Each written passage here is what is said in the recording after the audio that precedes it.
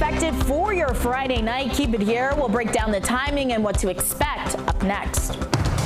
A Northeast D.C. public charter school preparing to shut its doors. How parents are scrambling to find new schools for their students this afternoon.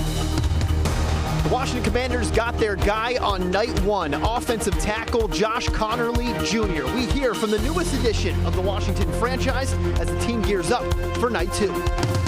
An enrollment freeze on child care scholarships. We will not be able to award scholarships. What that could mean for Maryland families.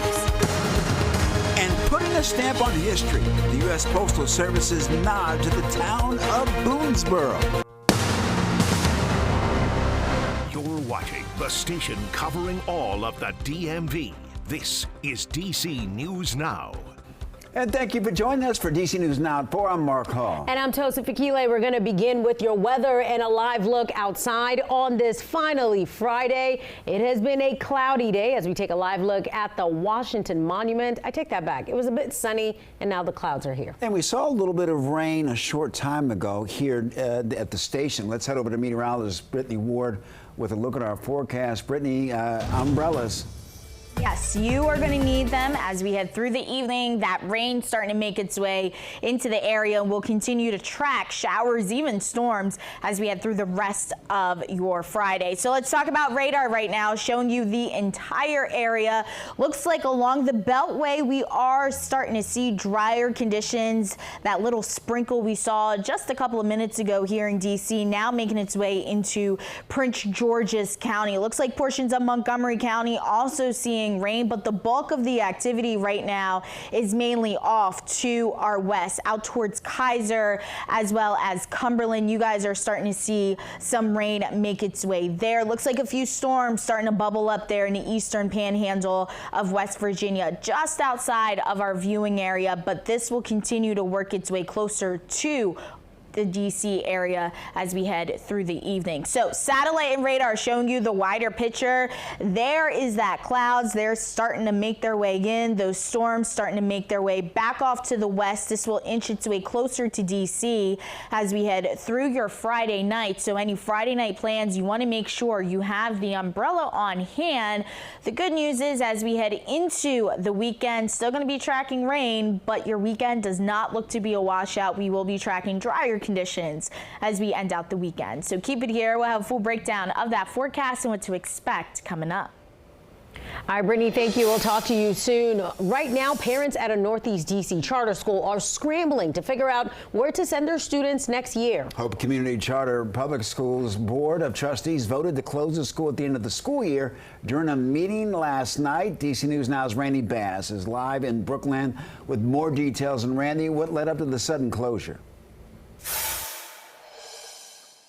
Yes, parents and staff here told us today they blame mismanagement and poor leadership for the sudden closure and sudden cease of operations here at Hope Community Public Charter School in Northeast.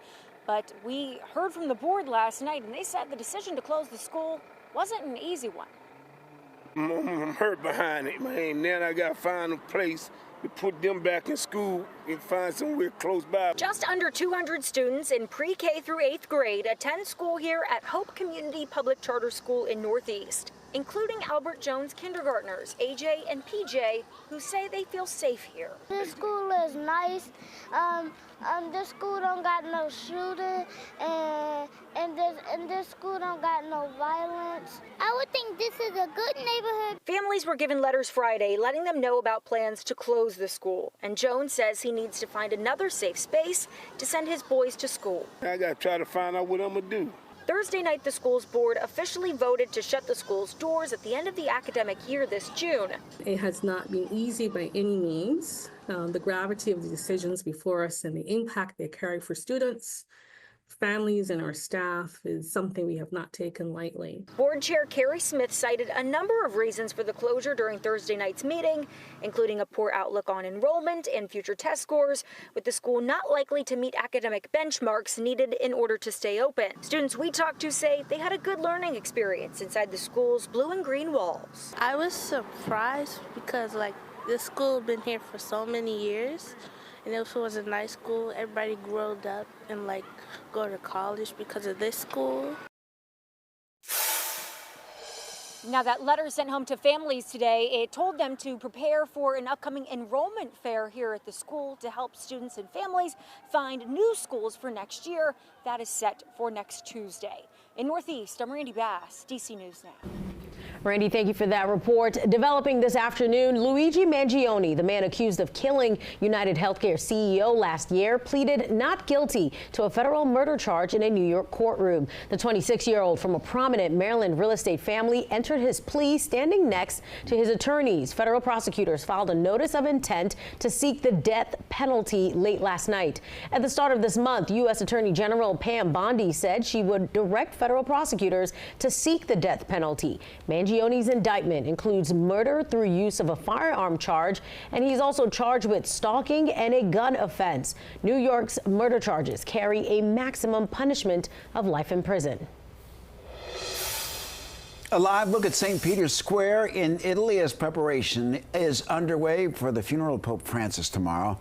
Vatican is preparing for 250,000 people, including President Donald Trump and the First Lady and several queens and kings and world leaders. After the funeral, there will be a procession across Rome to St. Mary Major Basilica, which is where he wanted to be buried. Usually around the Vatican, there's like these aluminum barricades that are kind of easy to maneuver, and now they've brought in like military-grade, unmovable barricades. And coming up in our next half hour, our national correspondent has the details on President Trump's journey to Vatican City.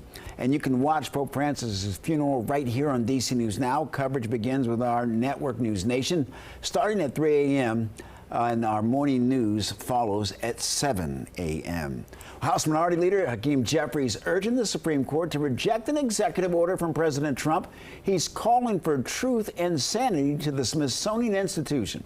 Jeffries wrote a letter to Chief Justice John Roberts urging him to continue the legacy of the Smithsonian and saying, quote, President Trump's proclamation, which seeks to whitewash our history, is cowardly and unpatriotic. It must fail. The President signed an executive order in March saying that the Smithsonian has come under influence of race-centered ideology. And the order directed Vice President J.D. Vance to eliminate content from museums that do not align with the administration's vision to remind Americans of our heritage. The next Smithsonian board meeting is scheduled for June 9th. To Maryland now, where police recovered a loaded gun in a school parking lot in Landover. Police say it happened at Kenmore Middle School Thursday. Officials say an 8th grade student had the gun and ran from security from the school. They found the weapon in a parking lot. Police say the 14-year-old could be facing charges. Well, a new poll is revealing how Americans feel about the president and his administration's handling of immigration, including Kilmar Abrego Garcia's case. It's been more than a month since the Maryland man was deported from the United States to El Salvador. And with the legal battle plays out in court, Americans weighed in with their opinions in a Washington Post poll. DC News Now's Tim Reed covers Prince George's County for us and has community reaction. This afternoon, I spoke to a number of people who are weighing in on the Kilmar Abrego Garcia case. Should he be brought back home or should he stay in jail? Most believe that Garcia was wrongly deported and they want him brought back home to his family. I think that he got a great injustice. I think they need to go down, get him, and bring him back here. Why? Because he did nothing wrong. Many say this case is disturbing and are calling on the Trump administration to bring Abrego Garcia back home. I think that, he should be able to come back and have a fair trial if he is guilty of anything. And I'm not sure if he is or not, but it sounds like he was deported illegally and I think the government made the statement that it was a mistake that they sent him there. New polling numbers from the Washington Post show that 42% say Garcia should be brought back home, while 26% feel he should stay in prison, and 31% are not sure what the outcome should be. Will he ever be the same, when he returns?